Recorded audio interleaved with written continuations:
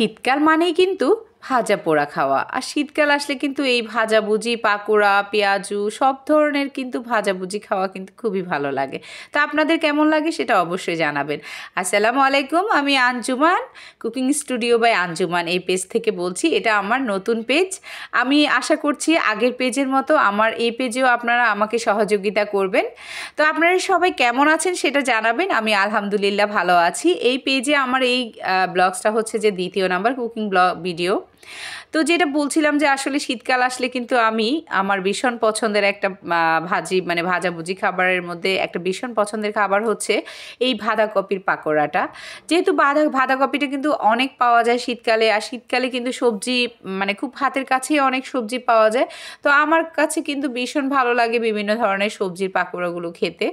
তো সেজন্য কিন্তু আমি বাঁধাকপি কুচিয়ে নিয়েছি, এখানে আলু কুচিয়ে নিয়েছি, তারপর পেঁয়াজ দেখতে পাচ্ছেন যে বড় পেঁয়াজগুলো আমি এখানে দিয়েছি। বড় পেঁয়াজগুলো দিলে কিন্তু পাকোড়াটা খেতে ভীষণ ভালো লাগে।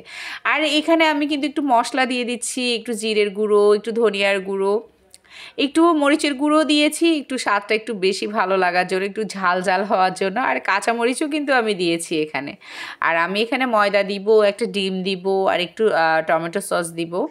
আর এখানে নুডলস রান্না করা ছিল, আমার ছেলে খেয়েছে, বাকি অর্ধেক আমি পাকোড়াতে দিয়ে দিয়েছি। তো এই কাজটা আসলে কারা কারা করেন আমাকে জানাবেন। আমি বেশিরভাগ ক্ষেত্রে দেখা যায় যে নুডলসগুলো কিন্তু ফেলি না, আমার আসলে অপচয় করতে একদমই ভালো লাগে না। তো সেজন্য আমি যে নুডলসটা কিন্তু যে রয়ে গেছে সেটা আমি পাকোড়ার মধ্যে দিয়ে দিয়েছি। এটা কিন্তু ভীষণ ভালো লাগে পাকোড়াতে কিন্তু নুডলসটা দিলে।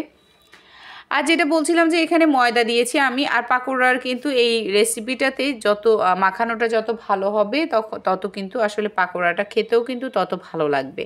আর ডিমটা দিয়েছি আমি একটু সফট হওয়ার জন্য, যেহেতু আমরা সবাই খাবো, এখানে বাচ্চারাও খাবে, সেহেতু আমি মুচমুচে হওয়ার থেকে সফট হওয়াটাকে বেশি আসলে প্রাধান্য দিই। আমার আম্মু আছে, আম্মুও খাবে, মুরব্বীরা একটু নরম জিনিস খুব পছন্দ করে, সেই জন্য আমি কিন্তু ডিমটা দিয়েছি। ডিমটা যারা দিতে চান না তারা স্কিপ করতে পারেন, কোনো সমস্যা নেই। কর্নফ্লাওয়ার দিতে পারেন, এখানে কর্নফ্লাওয়ার দিলেও কিন্তু খুব ভালো আর কি পাকোড়াটা খেতে খুব ভালো লাগে, একটু মোচমোচে টাইপের হয়।